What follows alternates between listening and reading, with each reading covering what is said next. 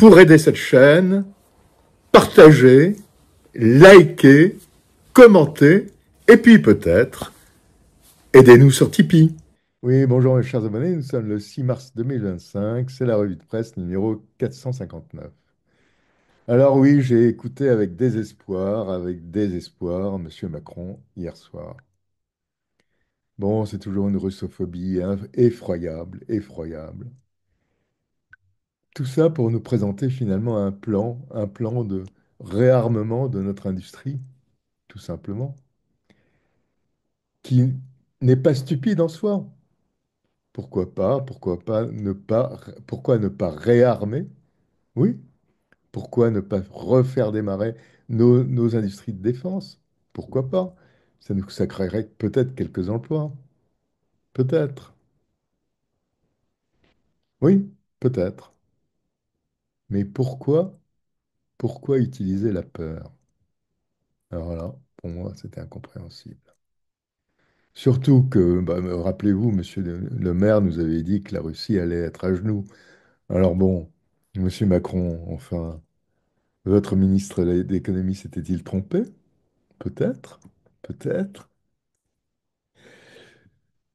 Peut-être que Monsieur Macron, alors, vous n'êtes pas d'accord également avec LCI qui nous dit que les Russes prennent des puces dans leurs machines à laver pour fabriquer des missiles? Peut-être. Peut-être que vous n'êtes pas d'accord non plus avec votre chaîne officielle. Ben, je ne sais pas, moi j'y arrive plus. Il faudrait m'expliquer. Enfin bon, voilà. Alors n'oublions pas aussi Madame Ursula von der Leyen en 2022 et en 2025. Donc je vous ai fait un petit montage. Allez, à très bientôt mes chers abonnés. Et le monde est là. Et la revue de presse est là. À très bientôt sur ma chaîne. C'est la revue de presse du 6 mars 2025, numéro 459. Au revoir, à bientôt. Russian military is taking chips from dishwashers and refrigerators to fix their military hardware because there are no semiconductors anymore. Russia's industry is in tatters. Europe is ready to assume its responsibilities. Rearm Europe could mobilize close to 800 billion euros of defense expenditures for a safe and resilient Europe. We will, of course, continue working closely with our partners in NATO. This is a moment for Europe, and we are ready to step up. Bonjour Dimitri, bonjour à tous. Allez, vous revenez ce matin sur le discours martial hier soir d'Emmanuel Macron. Oui, l'armée française n'a jamais cessé de guerroyer depuis 50 ans, des opérations de police en Afrique par dizaines, des conflits dans le cadre de l'OTAN, comme les 78 jours de bombardement de la Serbie pour lui imposer un Kosovo indépendant, funeste précédent que les Russes n'ont pas oublié, des offensives antiterroristes avec les Américains comme au Sahel. Depuis Joachim du Bellay, la France, mère des arts, des armes et des lois, ça reste vrai, mais c'est la première fois depuis De Gaulle que le chef de l'État dit aux téléspectateurs devant sa soupe « La patrie a besoin de vous », qu'il en appelle à sa force morale, qu'il annonce que l'ennemi teste nos limites, que la menace grandit à la porte. Une différence avec De Gaulle toutefois, le président qui mobilise n'a pas fait son service militaire. Alors son discours rappelait un peu la guerre froide, la crise de Cuba par exemple. Sauf que la dramatisation est due au pugilat dans le bureau ovale, une dispute incongrue devant les caméras, mais quand même moins grave qu'une escalade nucléaire. Surtout que Volodymyr Zelensky et Donald Trump ont depuis renoué le dialogue. Mais les dirigeants européens sont doublement traumatisés parce que la protection de l'Amérique se défait sous leurs yeux et parce que les Russes ne vont pas perdre la guerre dans laquelle les Américains ont obstinément poussé l'Ukraine depuis 10 ans avant d'y entraîner l'Europe. Pour Emmanuel Macron, il faut s'armer pour tenir tête à l'armée russe qui mettra tôt ou tard ses bottes en Moldavie ou dans les pays baltes. En même temps, les autorités nous expliquent que l'économie de la Russie est exsangue, son armée aussi. D'ailleurs, elle piétine devant Pokrov, devant le Donbass. C'est la magie du « en même temps » et ça limite aussi comme l'idée que nos alliés pourraient être attaqués, mais que la France pourrait les protéger, notamment en étendant son parapluie nucléaire. Ces intérêts vitaux auraient une dimension européenne, c'est ce que répète avec insistance Emmanuel Macron à l'école de guerre en 2020, à Munich en 2023, l'an dernier en Suède. Sauf que la dissuasion repose sur le concept de stricte suffisance et nous avons un peu moins de 300 têtes nucléaires. Oui, versus combien? 4500 chez les Russes, quelque chose comme ça. Vous voulez dire que la France n'a pas les moyens de sa grandeur, Vincent?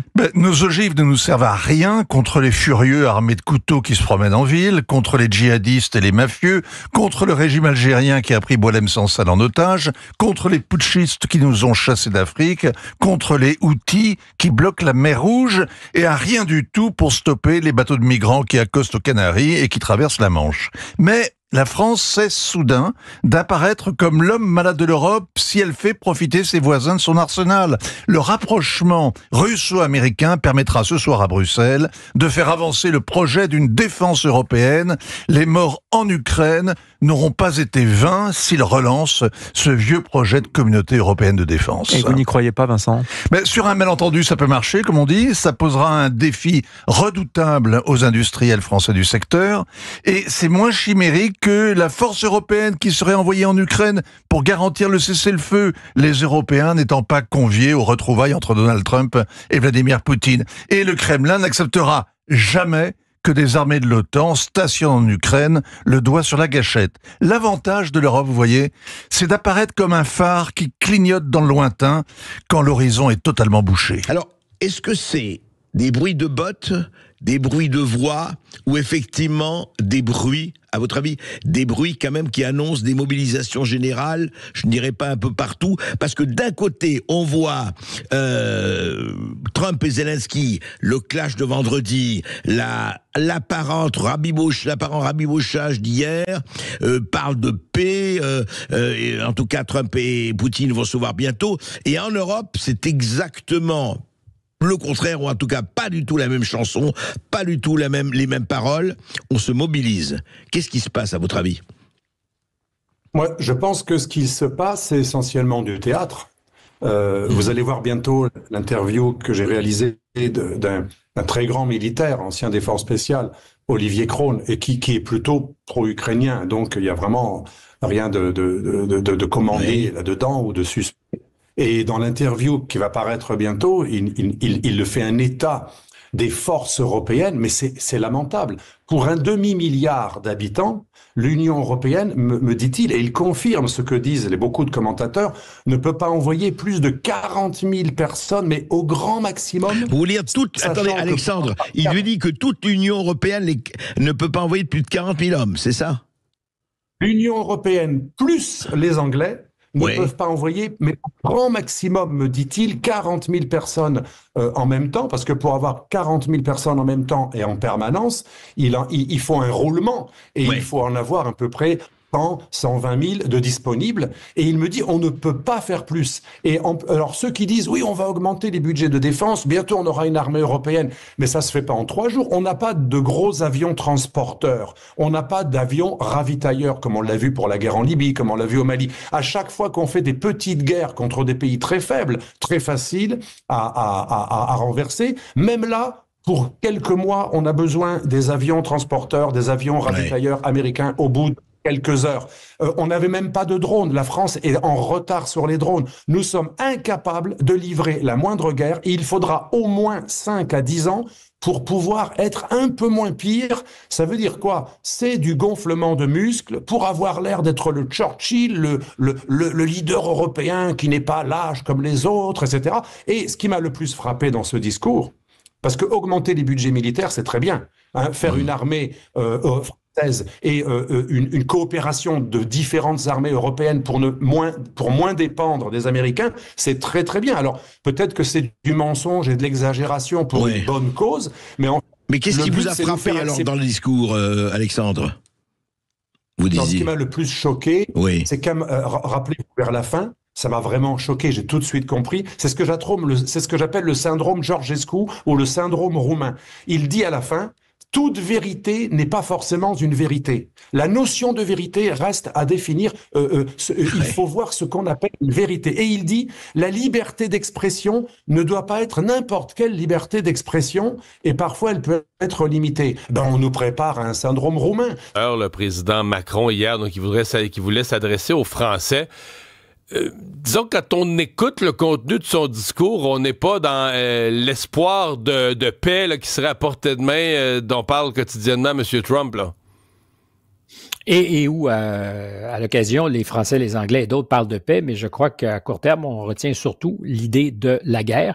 64% des Français, dans un sondage qui a été publié hier, sont inquiets de ce que la guerre se déroule en territoire français. Je le répète, là, on pense ici, là où je suis présentement, les Français autour de moi sont majoritairement convaincus qu'il pourrait y avoir une extension de la guerre. Que la guerre en Ukraine va se transformer en guerre sur le territoire de l'Europe. Exactement. Et c'est ce que disait un peu M. Macron. Qui peut croire que la Russie va s'arrêter à l'Ukraine? C'est très sérieux. Pour les Européens, pour M. Macron hier soir, c'est le premier des leaders européens à avoir choisi de s'adresser directement à ses commettants, aux Français. Il y a une très grosse réunion aujourd'hui sur les enjeux de sécurité à Bruxelles, réunion à 27. Là, c'est plus cacophonique, c'est pas évident que tout le monde pense la même chose, mais M. Macron, donc hier, saisissait les Français, leur disait, c'est pas la première fois, mais nous sommes en guerre. Ukrainien est donc en Belgique, il va participer au sommet européen consacré à la défense, mais avant cela, il a été reçu par le Premier ministre. Au 16 rue de la Loi, Hicham Boukrouf, Raphaël Albardier et Laurent Van de Berg étaient sur place. Dans la rue de la Loi, bouclé pour des questions de sécurité, le président Zelensky arrive au 16. Une importante délégation l'accompagne. Parmi eux, le ministre des Affaires étrangères ukrainien. Bart de Wever et Volodymyr Zelensky se rencontrent pour la première fois après une discussion téléphonique. Notre Premier ministre a réitéré le soutien de la Belgique à l'Ukraine. Of course, the security and defense of Europe is not separated of Ukraine security and defense. A stronger European defense, it boosts Ukrainian defense, and a stronger capacity for Ukraine defense is also very important to boost our own defense. That's why, because we are here to support Ukraine for achieve a comprehensive, just and lasting peace. And dear Volodymyr, we are with you since day one. We'll continue with you now, and we will continue in the future, in the eventual peace negotiations, when we decided that is coming the right moment to negotiate. Конечно, это угроза в адрес России. Если нас считают угрозой, собирают встречу начальников генеральных штабов европейских стран и Британии. Говорит, что необходимо использовать ядерное оружие, готовиться к использованию ядерного оружия против России, это, конечно же, угроза. В отличие от своих предшественников, которые тоже хотели против России воевать, Наполеона, Гитлера, господин Макрон не очень изящно поступает, потому что те прямо говорили, надо завоевать Россию, надо Россию победить. Он, видимо, хочет того же самого, но почему-то говорит, что воевать с Россией надо, чтобы она не победила Францию, что Россия создает угрозу Франции и Европе. Les États-Unis ont mis fin à l'échange de renseignements avec l'Ukraine suite à l'arrêt de l'aide militaire américaine à Kiev. Le conseiller à la sécurité nationale des États-Unis, Mike Waltz, a déclaré que l'Amérique avait pris du recul et réexaminé tous les aspects de ses relations avec l'Ukraine. Le directeur de la CIA, John Ratcliffe, a déclaré que le président Trump se demandait si son homologue ukrainien Volodymyr Zelensky était véritablement engagé dans le processus de paix et que la pause dans le partage des renseignements était une chance pour le dirigeant ukrainien d'y réfléchir. Zelensky a déclaré que l'affrontement avec Trump dans le bureau ovale était regrettable, ajoutant qu'il était prêt à signer un accord sur les minerais à tout moment et sous n'importe quelle forme. Le porte-parole du Kremlin, Dmitri Peskov, a déclaré que la Russie considérait comme positif le fait que Volodymyr Zelensky a exprimé sa volonté de reprendre les pourparlers de paix. Le président biélorusse Alexandre Loukachenko a déclaré que Minsk était prêt à accueillir des pourparlers trilatéraux entre les États-Unis, l'Ukraine et la Russie. Par ailleurs, les dirigeants de l'Union européenne tiendront des discussions d'urgence jeudi à Bruxelles afin de trouver des moyens d'augmenter les budgets militaires et de fixer de nouvelles priorités en matière de dépenses de défense. Oui, absolument. Il faut se souvenir, il y a maintenant quelques mois, que Volodymyr Zelensky lui-même avait caractérisé, nommé cette ville de Géchouf la ville sauveuse. C'est pour vous dire son importance. Il faut dire que 80% de l'aide occidentale passe par ce hub géant, ce carrefour logistique et militaire avant de transiter vers l'Ukraine. Et effectivement, depuis 48 heures maintenant, eh bien, il n'y a plus un seul avion militaire de type C-17, ces gros transporteurs qui arrivent ici à l'aéroport.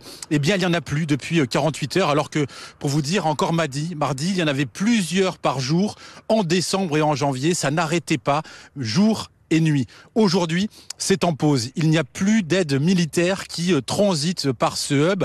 Alors, faut-il y voir un arrêt complet de la transition de cette aide militaire vers l'Ukraine?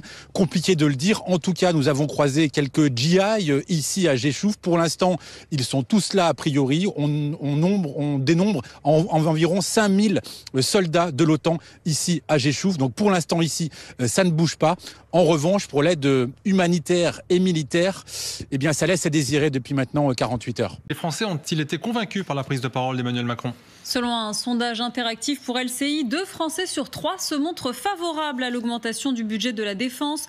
En revanche, l'éventuelle intervention des forces armées françaises en Ukraine est perçue négativement. Vous êtes 65% à être opposé à l'envoi de troupes françaises. Une question qui divise.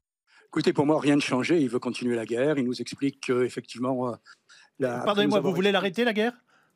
Bien sûr, bien sûr. Je pense qu'aujourd'hui, comment et avec qui? Toutes les initiatives de paix, par exemple celles qui sont menées à Washington, sont bonnes à prendre. Et vouloir à tout prix continuer une guerre, on ne sait pas jusqu'où cela peut nous mener. Voilà. Et nous ne faisons pas partie de ceux qui rêvent d'envoyer des Français aux frontières de la Russie ou qui veulent à tout prix, entre autres, que notre force nucléaire soit indirectement engagée sur d'autres territoires. Monsieur Mariani, qui peut croire que la Russie s'arrêtera à l'Ukraine? Personne, mais qui peut croire aussi que la Russie continuera? Je vous rappelle quand même que depuis 3 ans, on nous explique que la Russie est à terre, que la Russie est blessée par les sanctions, que la Russie est au bord de la faillite. Et dans le même temps, maintenant, on nous explique que c'est une menace existentielle pour le reste de l'Europe. Voilà, il y a quand même un problème. En 3 ans, la Russie a conquis 20% du territoire ukrainien. C'est trop. Mais de là à croire que demain, les chars russes vont arriver à Paris ou à Lisbonne, soyons sérieux, personne n'y croit réellement. Donc vous n'êtes pas d'accord sur le constat quand il nous dit la Russie est une menace pour la France, je vous ai bien compris? Absolument. Quelles sont les solutions du coup? Les solutions, d'abord, c'est de garder la défense au niveau national. Je vous rappelle que nous considérons que c'est une compétence qui ne peut absolument pas être partagée par l'Union européenne. Et on n'a pas encore parlé de ce qui s'est décidé cet après-midi à Bruxelles. Mais Mme von der Leyen a décidé de mettre en place l'article 122. Ça veut dire quoi? Ça veut dire que sans vote du Parlement français, sans consultation des parlements nationaux, sans consultation du Parlement européen, nous allons engager 800 milliards, vous avez bien entendu, 800 milliards au niveau européen pour réarmer. Personne ne sait comment cela sera payé. Cela sera tranché officiellement demain par les chefs d'État qui seront à Bruxelles, mais on continue une course qu'il est temps d'arrêter. En tout cas, Zelensky est en mauvaise posture. Ça ne m'étonnerait pas qu'il soit bientôt gentiment ou moins gentiment remercié, que ce soit Zaloujny, que ce soit d'autres en lice. En tout cas, il se trouve un député au Parlement ukrainien pour initier une demande d'impeachment, pour incapacité. Voilà. Alors, face à ça, que fait l'Europe? C'est ça qui est totalement fou. Elle commet un suicide géopolitique non assisté, si vous voulez, toute seule, à l'initiative d'une puissance qui n'est même plus dans l'UE, qui est la Grande-Bretagne, avec le soutien français, au prétexte de profiter de ce découplage forcé et sidérant entre les États-Unis, la volonté américaine et la volonté européenne, pour enfin voir advenir et nourrir la souveraineté stratégique européenne et militaire et en matière d'armement européenne. Bon, c'est à mourir de rire. Donc, il y a des sommets européens. C'est un vrai baroud d'honneur, si vous voulez. Donc, vous avez Madame van der Leyen qui promet de lever 150 milliards pour la production d'armements et d'armes antiaériennes, mais même au-delà, 800 milliards sur plusieurs années pour réarmer l'Europe. Je pense que derrière tout ça, il y a surtout l'idée de faire tomber le domaine de la défense et les questions d'armement au sens large dans l'escarcelle de la Commission, c'est-à-dire de poursuivre, en fait, de se servir de ce qui se passe et du lâchage américain en rase campagne des Européens pour espérer renverser la vapeur et accélérer la fédéralisation de l'UE. Et ça, c'est grave, parce que comme elle ne comprend rien à ce qu'est la Russie, ce que veut la Russie, ce qu'est la géopolitique, ce qu'est l'Eurasie, ce qu'est le Moyen-Orient, enfin, je veux dire, on est tellement dans le bleu sur à peu près tout que je ne suis pas sûre que la poursuite de la fédéralisation de l'ensemble européen soit une bonne nouvelle pour les peuples européens qui, encore une fois, vont s'endetter sans qu'on leur demande leur avis pour, soi-disant, être prêts à affronter une menace existentielle. Ça me semble complètement abscon. Je pense surtout que l'Europe est en train de rater une chance historique de survivre en emboîtant le pas à Donald Trump et à sa paix. Zelensky a été ramené à la raison par la suspension de l'assistance militaire américaine. Donc, si on surenchérit pas côté français, britannique ou du côté de Madame van der Leyen, eh bien, les Français vont se dire bon bah c'est réglé, il n'y a plus de problème. Or, il faut nous dire tout le contraire pour mobiliser notre épargne. Hein. N'oubliez pas, ça fait depuis le dernier trimestre de l'année dernière qu'à cause de la crise institutionnelle et gouvernementale orchestrée par Emmanuel Macron avec la dissolution, on nous parle du déficit, on nous parle de l'endettement de la France, et qu'on n'arrête pas de nous dire que la meilleure façon d'en sortir, ce serait de mobiliser l'épargne des Français. Quoi de mieux que de nous vendre que on a les barbares à nos portes pour mobiliser la population autour de cette idée, pour qu'on la laisse de manière tout à fait perverse, se faire voler en lui racontant des bobards. Alors hier soir, les bobards, on a presque eu que ça. Incroyable intervention d'Emmanuel Macron à la télévision ce soir, tellement scandaleux, 3 mensonges, une manipulation ahurissante de l'opinion, qui j'espère ne sera pas dupe, et qui aboutit à 3 dangers. Alors les 3 mensonges, vous les avez bien évidemment devinés, mais il faut quand même les rappeler. Mensonge d'abord éhonté sur la menace russe. Je ne dis pas qu'il ne faut pas être prudent, bien sûr, mais vous avez vu la manière dont Emmanuel Macron instrumentalise la peur de l'avancée de l'armée russe, avec même des schémas, on voit des petits soldats, des avions. Écoutez, l'armée russe a été incapable en 3 ans de conquérir plus de 18% de l'Ukraine. L'armée russe sait très bien que si elle touchait un membre de l'OTAN, la Roumanie ou la Pologne, la disproportion des forces en faveur de l'OTAN est telle qu'il n'y a aucune incertitude sur le résultat. Donc le président de la République, Emmanuel Macron, ment, et le sait qu'il ment. Je pense que derrière tout ça, il y a surtout l'idée de faire tomber le domaine de la défense et les questions d'armement au sens large dans l'escarcelle de la Commission, c'est-à-dire de poursuivre, en fait, de se servir de ce qui se passe et du lâchage américain en rase campagne des Européens pour espérer renverser la vapeur et accélérer la fédéralisation de l'UE. Et ça, c'est grave, parce que comme elle ne comprend rien à ce qu'est la Russie, ce que veut la Russie, ce qu'est la géopolitique, ce qu'est l'Eurasie, ce qu'est le Moyen-Orient, enfin, je veux dire, on est tellement dans le bleu sur à peu près tout que je ne suis pas sûre que la poursuite de la fédéralisation de l'ensemble européen soit une bonne nouvelle pour les peuples européens qui, encore une fois, vont s'endetter sans qu'on leur demande leur avis pour, soi-disant, être prêts à affronter une menace existentielle. Ça me semble complètement abscon. Je pense surtout que l'Europe est en train de rater une chance historique de survivre en emboîtant le pas à Donald Trump et à sa paix. Voilà, à sa stratégie de paix. Elle veut la poursuite de la guerre et elle va le payer cher. Elle parle de son autonomie stratégique. Elle essaie de s'en sortir en transformant l'humiliation américaine en occasion de s'armer et de se renforcer en tant qu'ensemble fédéral. Mais avec quelles armes? Évidemment, avec des armes américaines en grande partie. Je rappelle que tous les pays de l'OTAN, membres, les 30, sont tous dans le commandement intégré de l'Alliance Atlantique. Alors il se dit qu'il va y avoir la semaine prochaine une visite d'Emmanuel Macron, de Keir Starmer, le Britannique, et de Volodymyr Zelensky à Washington.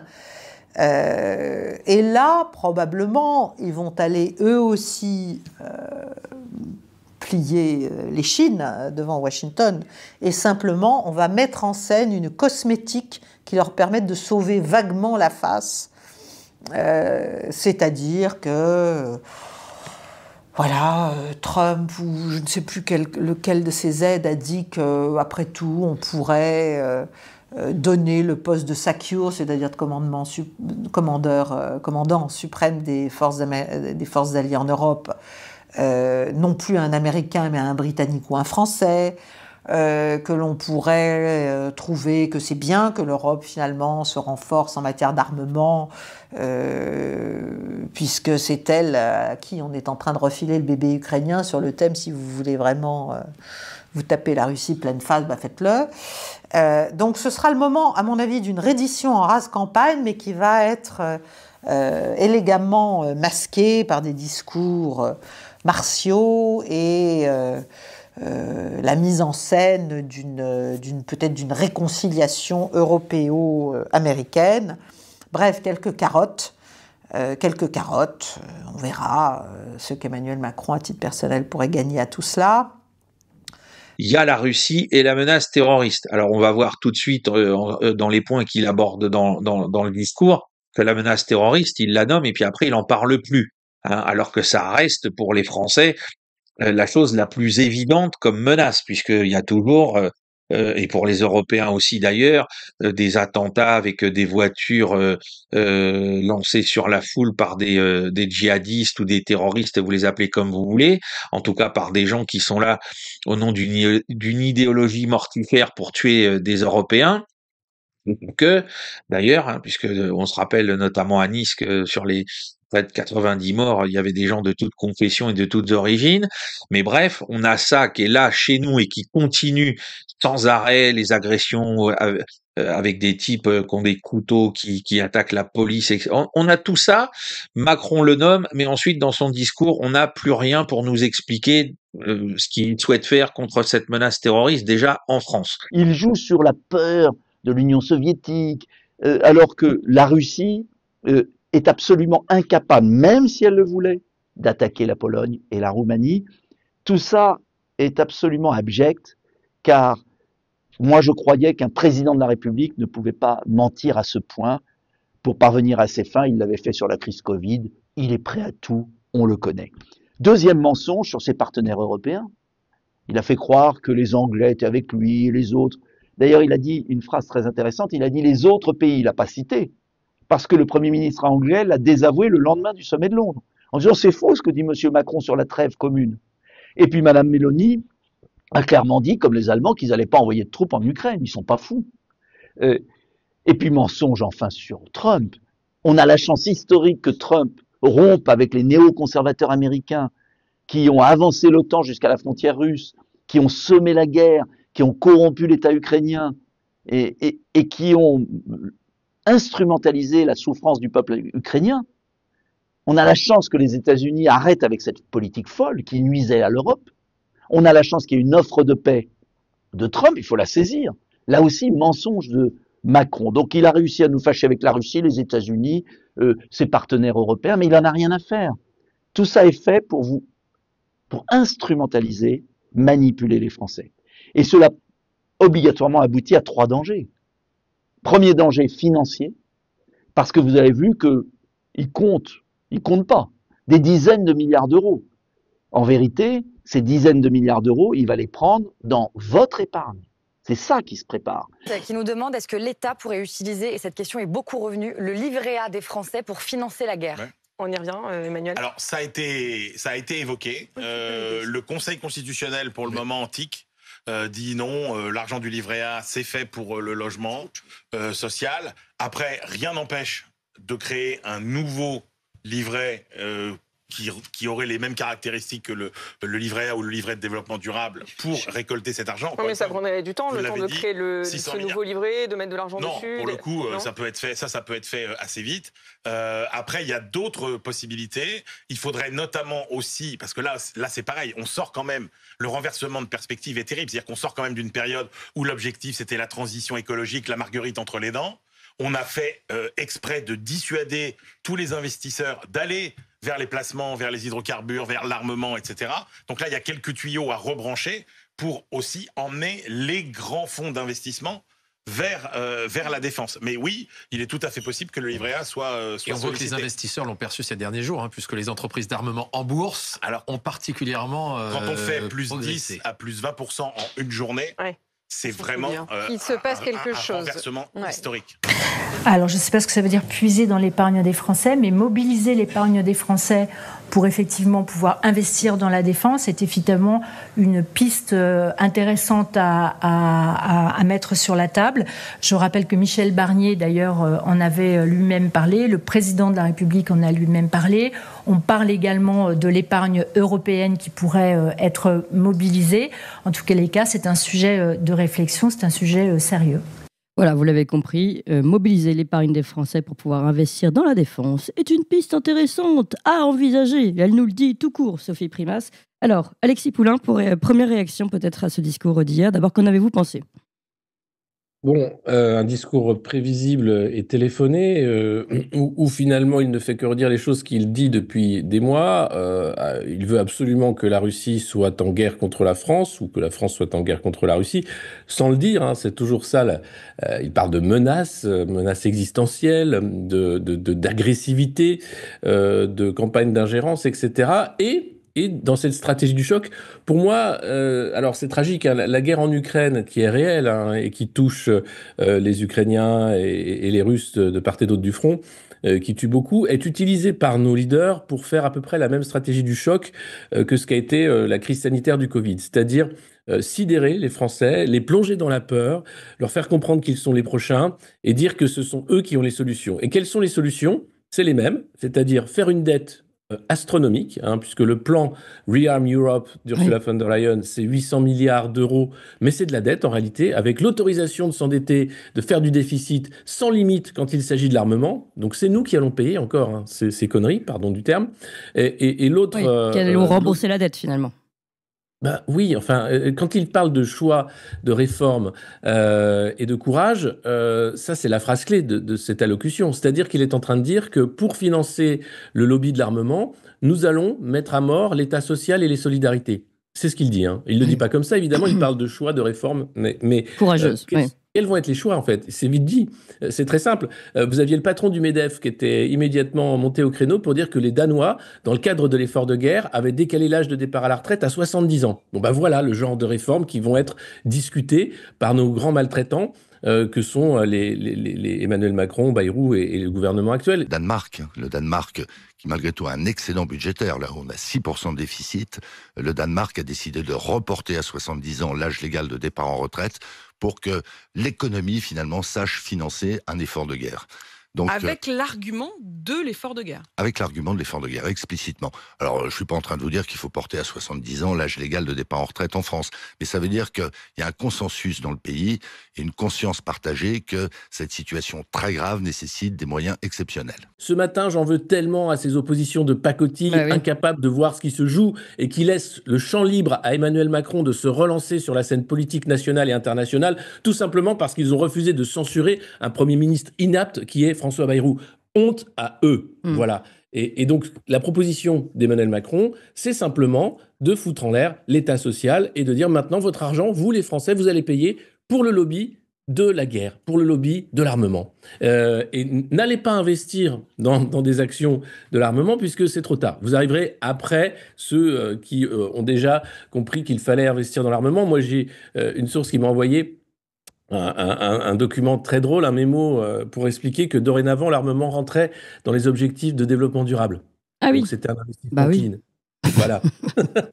C'est Donc génial. la guerre, c'est toujours la même chose. C'est des pauvres gens qui se connaissent pas, qui vont crever dans des champs de boue, et c'est des financiers qui s'en mettent plein les poches. On repasse encore la même soupe. Il y a eu une mondialisation du conflit par la Russie, parce que la Russie a fait venir des soldats nord-coréens. Il fallait bien qu'ils servent à quelque chose et que cette histoire serve à quelque chose. C'est absolument phénoménal. Donc là, voilà, Macron nous sert les soldats nord-coréens.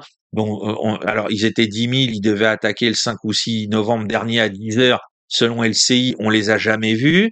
On a vu 3-4 prisonniers qui parlaient coréen, mais on sait que il y a une minorité coréenne dans l'extrême-orient de la Fédération de Russie et que ces gens-là ont des passeports de la Fédération de Russie, donc rien ne prouve que c'était des soldats nord-coréens.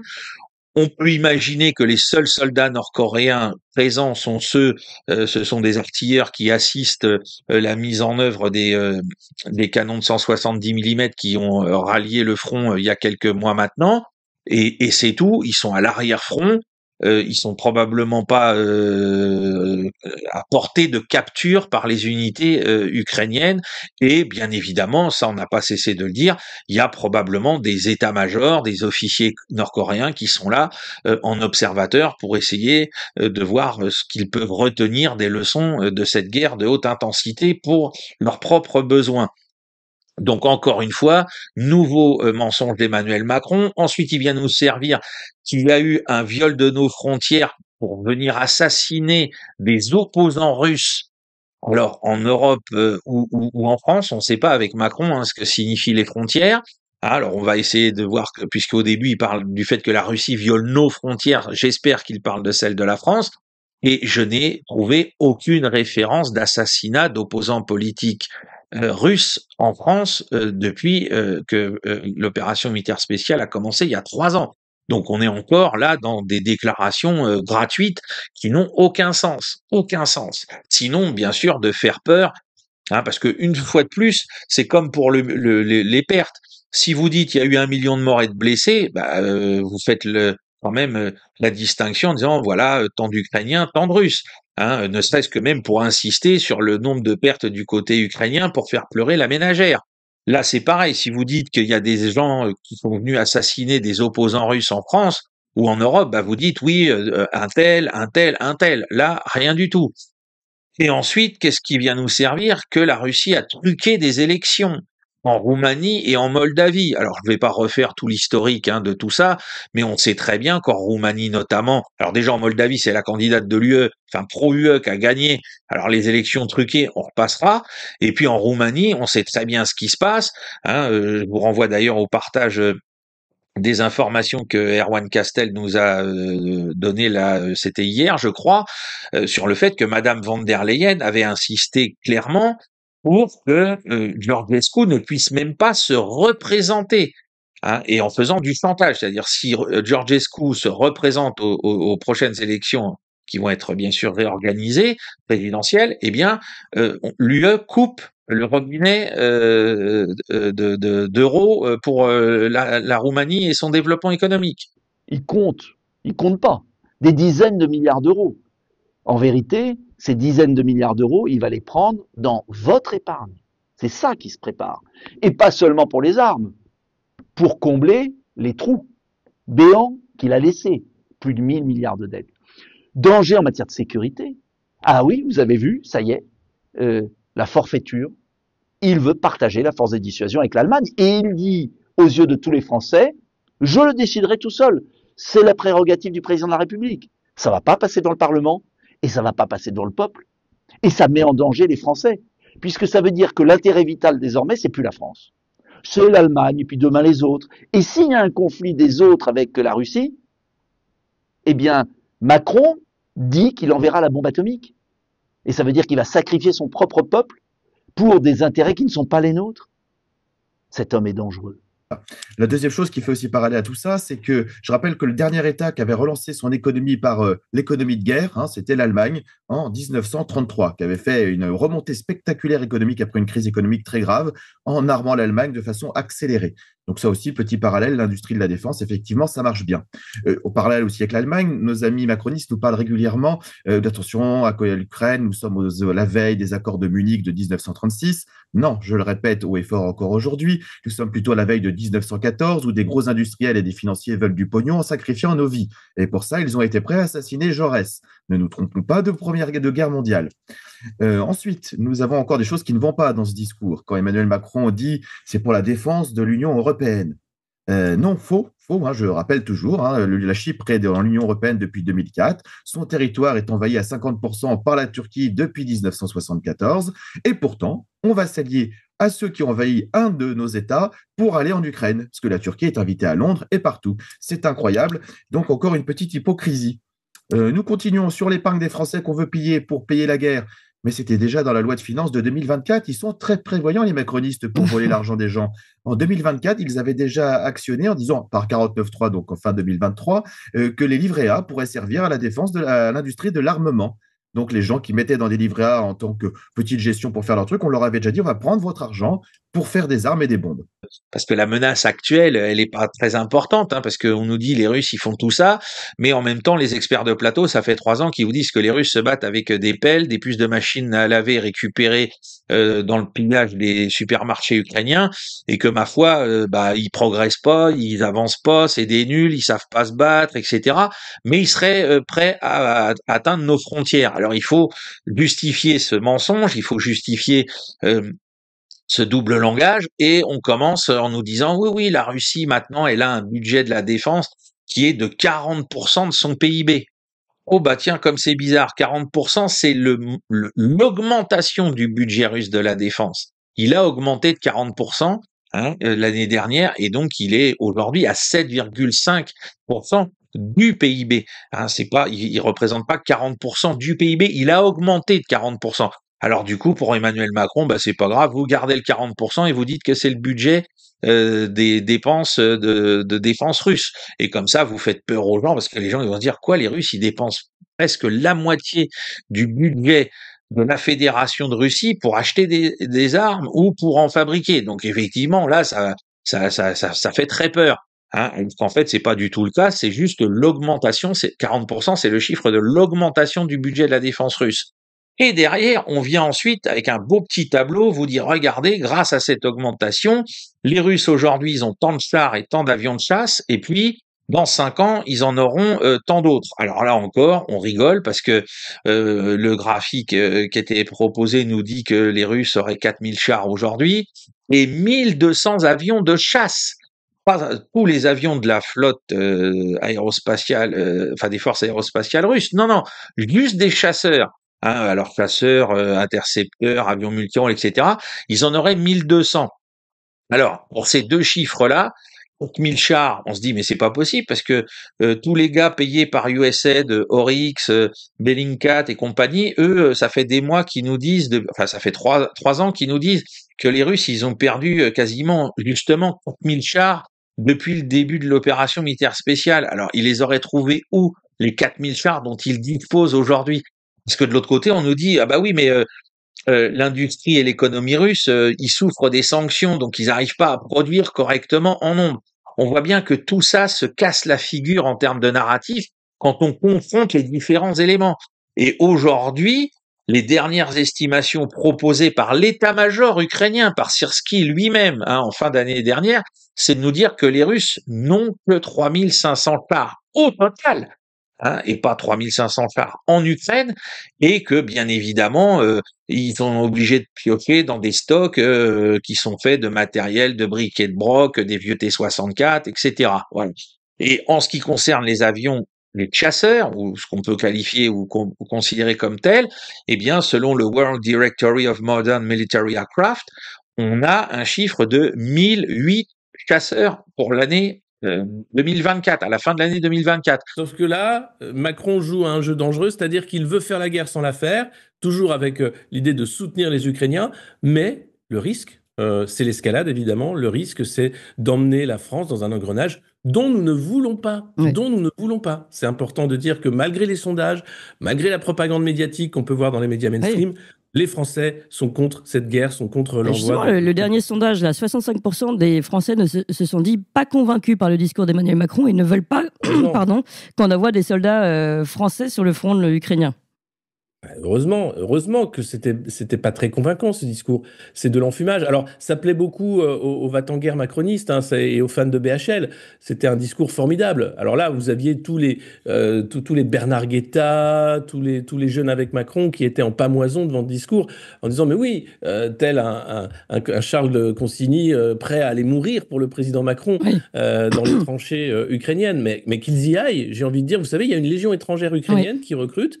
S'ils veulent vraiment suivre à la lettre le discours du président et leur engagement, mais qu'ils aillent s'engager dans la légion étrangère ukrainienne. Je vous fous la trouille, je vous fais croire que les Russes ont les moyens d'être à Paris en 2030.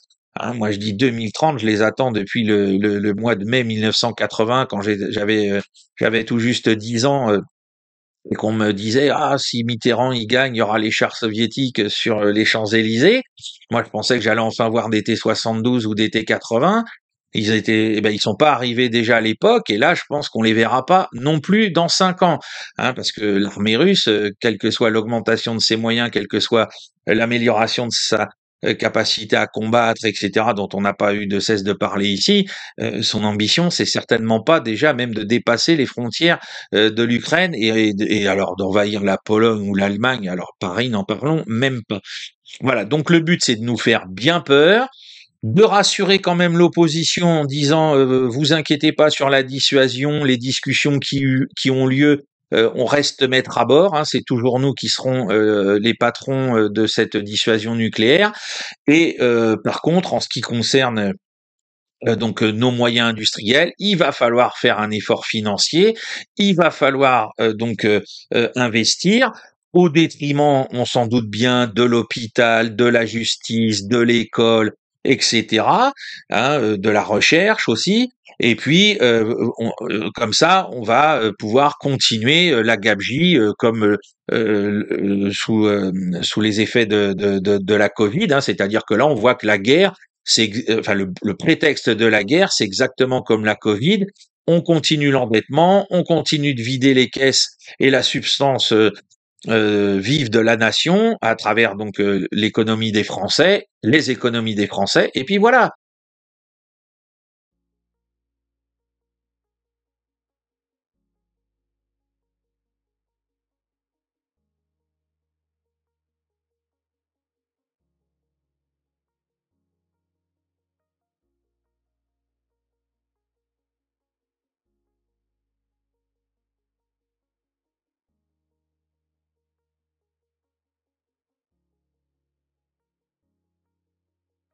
Parce que tout simplement, on n'a même pas les moyens déjà d'entretenir correctement les troupes qui sont déployées en Roumanie. On a eu de nouveau des informations sur ce sujet. On en avait déjà parlé en 2022. Elles sont dans des conditions de cantonnement qui sont absolument indignes de l'armée française. Le couchage, la nourriture, etc. Donc c'est pas la peine de vous en faire. On n'a pas les moyens. Nous sommes à l'os. Mais pendant ce temps... Ce qui se passe, c'est que les vrais mouvements géopolitiques et géoéconomiques qui vont être déterminants pour les années à venir se poursuivent. Notamment, vous avez entendu probablement parler de l'accord sur les minerais. Vous savez que Zelensky entendait coincer l'Amérique et la forcer, l'Amérique de Trump, à l'administration américaine nouvelle, à poursuivre l'aide militaire à l'Ukraine en échange de la promesse d'exploitation, de licence, de gestion d'un certain nombre des terres rares ukrainiennes, qui ne sont pas aussi rares d'ailleurs qu'on le dit, ni aussi lourdes, ni aussi précieuses en fait. Mais enfin, ils pensaient échanger ça contre des armes en gros et du soutien militaire. Et en fait, Donald Trump, qui a vu le marché de dupes de loin, a dit non, d'abord vous allez nous rembourser tout ce qu'on a dépensé en pure perte pour vous depuis 3 ans. Voilà. Et vous allez nous donner en effet ce qui vous reste mais pas contre une promesse de notre engagement militaire, contre une promesse de notre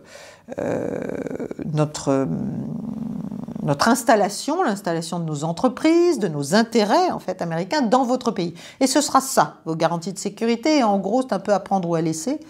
Et d'ailleurs, Zelensky finit par prendre parce qu'il n'a pas le choix. Voilà.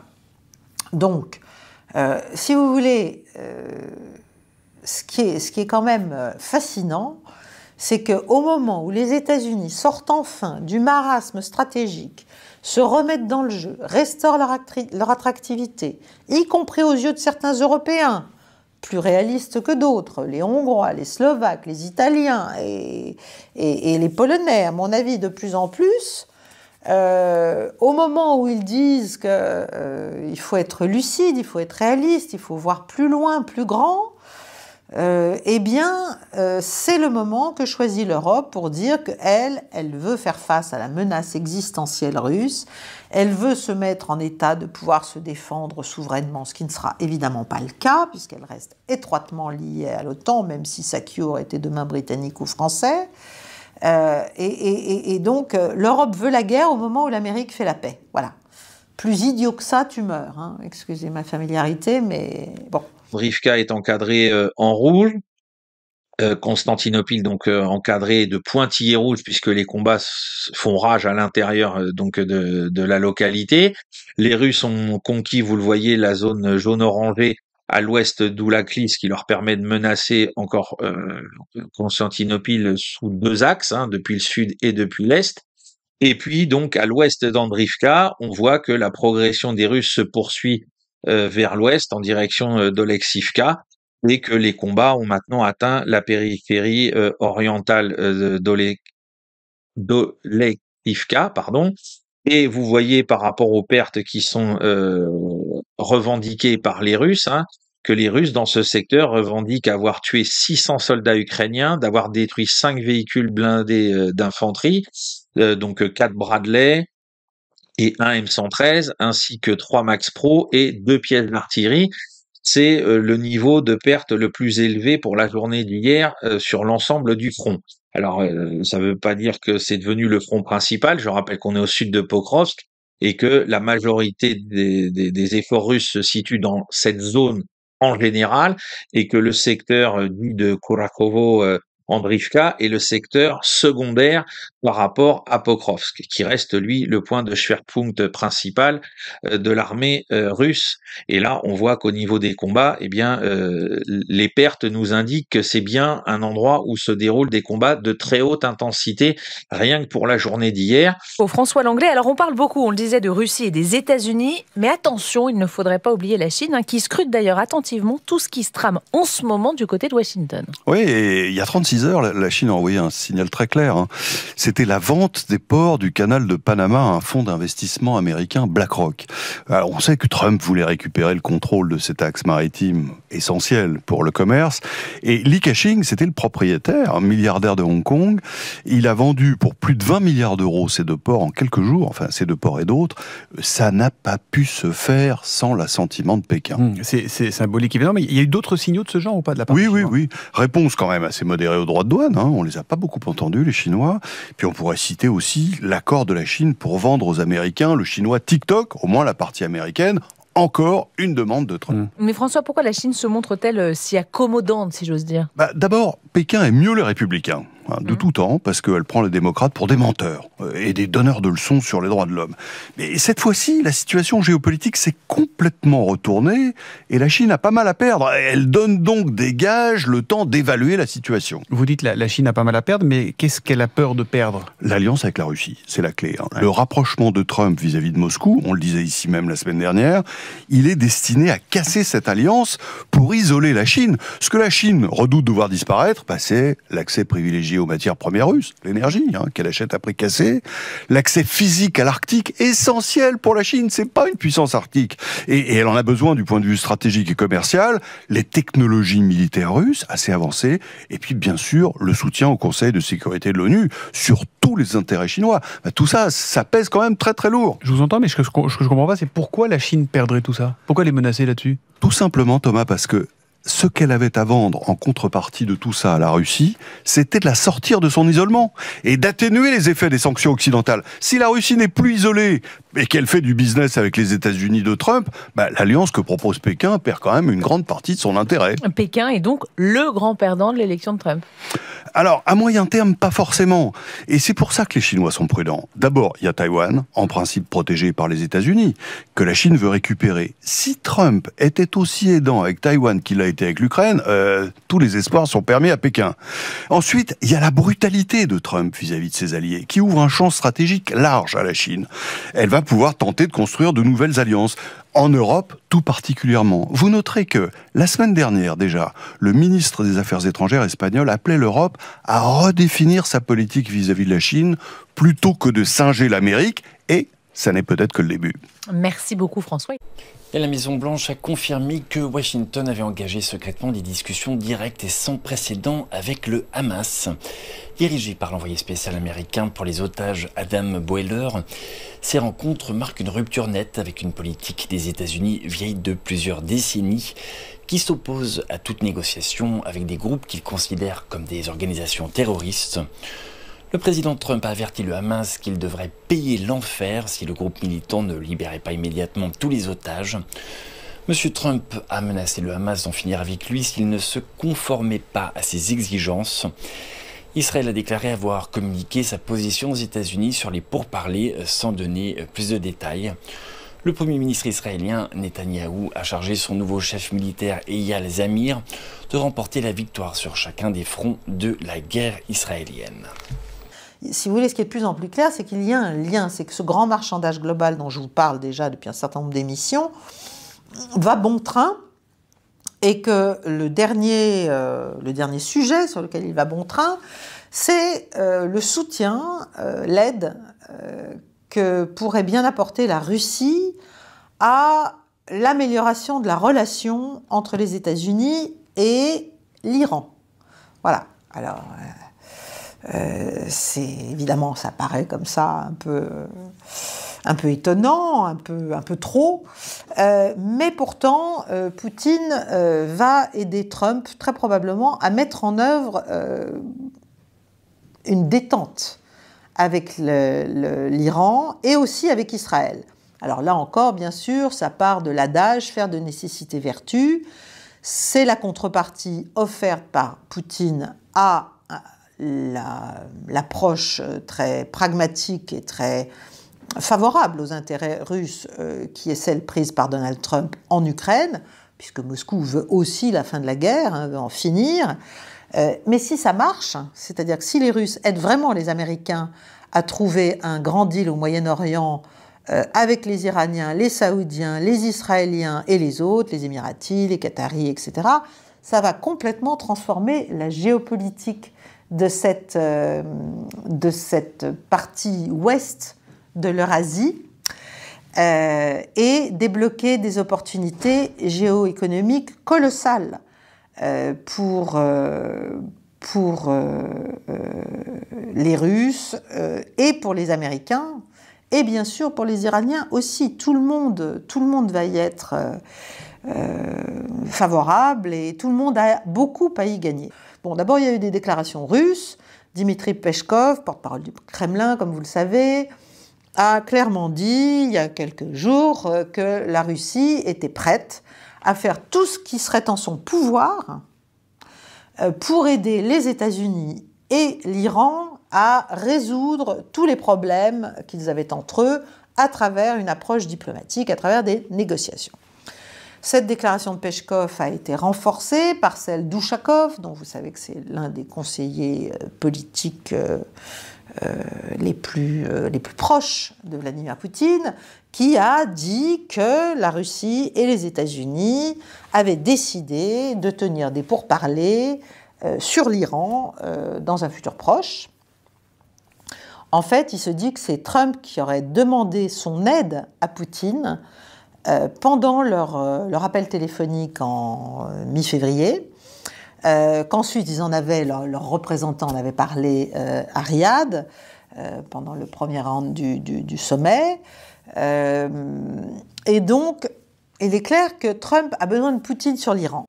L'Égypte souhaite que les dirigeants arabes, les Nations Unies, l'Union européenne et l'Union africaine soutiennent son plan global de reconstruction de Gaza. Ce plan prévoit l'enlèvement des décombres et la reconstruction des maisons endommagées pour des millions de Palestiniens déplacés. Il prévoit également la formation d'un comité de gouvernance transitoire jusqu'au retour de l'autorité palestinienne. Ce comité supervisera le processus d'aide et gérera temporairement les affaires de l'enclave. Il s'agit de préparer le retour de l'autorité palestinienne dans l'enclave. L'Égypte souhaite également former des agents de sécurité palestiniens qui seront chargés de maintenir la sécurité dans l'enclave. Parallèlement, ce plan doit être accompagné d'un volet de paix visant à un règlement équitable, global et durable de la crise palestinienne. Dans le cadre du plan égyptien, des unités de logement temporaire seront construites pour s'assurer que les Palestiniens ne sont pas déplacés en dehors de la bande de Gaza. Par ailleurs, lors d'un sommet organisé mardi au Caire, l'Égypte a appelé toutes les parties impliquées dans le conflit à conclure une trêve pour mettre fin au combat. Ce sommet est un signal important indiquant que le monde a la responsabilité collective de déployer des efforts pour mettre fin à cette guerre, soulager les profondes souffrances humaines et garantir une paix durable. Nous devons éviter à tout prix la reprise des hostilités qui replongerait des millions de personnes dans un abîme de souffrance et déstabiliserait davantage la région. Et simultanément, l'intégrité territoriale et la souveraineté du Liban et de la Syrie doivent être respectées. Des négociations sérieuses sur le cessez-le-feu et tous ces acquis doivent reprendre sans délai. Le projet proposé par le Caire de 121 pages comprend des images générées par l'intelligence artificielle qui montrent à quoi pourrait ressembler Gaza dans quelques années. Des stations balnéaires, un port maritime et une construction économique globale font partie du plan. L'Égypte estime que la reconstruction de Gaza peut être achevée d'ici 2030. La seule contradiction entre le plan égyptien et celui de Trump est qu'il rejette totalement la migration des Palestiniens hors de l'enclave. Le président Donald Trump ne voulait pas que le Hamas contrôle Gaza. Le plan annoncé par l'Égypte vise à faire en sorte que l'autorité palestinienne prenne le contrôle de l'enclave. Le président américain souhaite instaurer la paix au Moyen-Orient. Le plan égyptien cherche également à y parvenir en établissant un État palestinien qui coexiste pacifiquement à côté d'Israël. Si les États-Unis et les Arabes coopèrent sur la base de ce plan, ils pourront parvenir à la paix qu'ils souhaitent tous. Presque tous les participants ont approuvé le plan égyptien. Ils estiment que la création d'un État palestinien est le seul moyen de garantir une paix durable. En avril, l'Égypte accueillera une conférence internationale sur la reconstruction de Gaza afin de réunir les fonds nécessaires à sa vision quinquennale de 53 milliards de dollars pour Gaza. On a toujours dans le registre de la communication de la part de Donald Trump sur un autre dossier très brûlant cette fois-ci, puisqu'il s'agit de Gaza et d'Israël. Donald Trump, cette nuit, a lancé un ultimatum au Hamas avec des termes tout à fait clairs et tout à fait virulents pour leur dire, bon voilà, écoutez, vous n'avez plus le choix, ou vous rendez tous les corps des otages ou des prisonniers qui ont été tués sous votre garde depuis le 7 octobre, ainsi que tous les otages et prisonniers encore vivants, ou alors, moi j'ai donné tous les moyens à Israël de vous écraser, donc vous n'avez plus qu'un seul choix raisonnable à faire, c'est celui de la restitution de tous les otages et de tous les prisonniers et des corps de tous ceux qui malheureusement n'ont pas survécu à leur captivité. C'est très virulent, c'est très spectaculaire, et on apprend parallèlement que, et donc ça on l'apprend de la bouche même de la porte-parole de la Maison-Blanche, donc c'est tout à fait officiel, on apprend que les États-Unis ont démarré des négociations directement avec le Hamas à Doha, c'est-à-dire que ça passe plus par des intermédiaires qui sont présents aux côtés des Israéliens, c'est directement des négociateurs américains qui sont à l'œuvre pour trouver un terrain d'entente pour, nous l'espérons tous, une solution politique qui soit bien évidemment favorable au peuple palestinien pour mettre un terme à ces souffrances qui durent depuis maintenant bien trop longtemps, puisque ça a démarré avant, nous le rappelons toujours, le 7 octobre 2023. Chers amis, peut-on changer les résultats des élections ? On n'a pas attendu Staline pour y penser. En 1519, le roi François Ier aurait dépensé 1,5 tonne d'or pour acheter des électeurs en vue du trône du Saint-Empire germanique. En pure perte, puisque c'est Charles Quint dont le trésor et le profil ont été le plus convaincants. En 1946, l'objectif du monde libre était d'empêcher les communistes de gagner les élections en Italie, et cela a fonctionné. De nos jours, ce sont donc les médias, réseaux sociaux et autres ONG d'influence qui font l'objet de toutes les convoitises de subventions. Que ce soit le programme Minerva du Pentagone ou le scandale USAID, chaque jour nous apporte son lot de révélations grâce à la présidence Trump sur ces nuées de vraies fausses ONG obscures pratiquant l'autolobbying à travers le monde. Un exemple. Lors de la première réunion de la commission spéciale sur le bouclier européen de la démocratie, vous savez, c'est la commission Loiseau, eh bien, l'organisation invitée pour parler de l'annulation des élections en Roumanie, Expert Forum, n'a pas évoqué ces financements par des puissances étrangères, dont notamment la Fondation Soros, avant de parler. Cette organisation a déclaré recevoir 90 000 € de la Fondation Open Society, 75 000 € de l'ambassade américaine, 130 000 € de la National Endorsement for Democracy, 70 000 € de la Fondation américano-roumaine. Au total, c'est 475 000 € de subventions pour un budget de 500 000 €. Comment peuvent-ils être indépendants? Dans la même audition, on a étudié un rapport citant le Centre pour l'intelligence artificielle et l'humanisme numérique. L'humanisme numérique? Une ONG non identifiée de plus dans cette galaxie. À peine créée en octobre 2024 et déjà reprise dans les rapports à Bruxelles pour mettre la pression sur les réseaux sociaux qui veulent s'émanciper.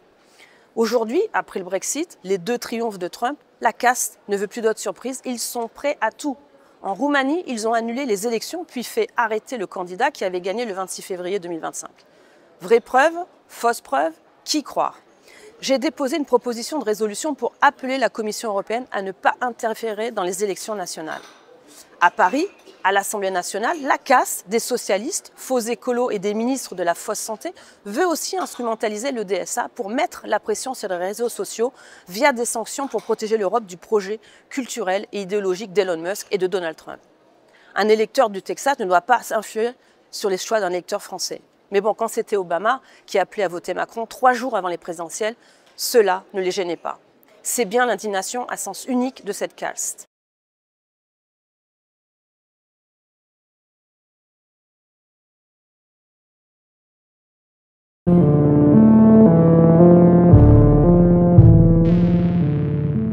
Alors, pour aider cette chaîne, partagez, likez, commentez, et puis peut-être, aidez-nous sur Tipeee.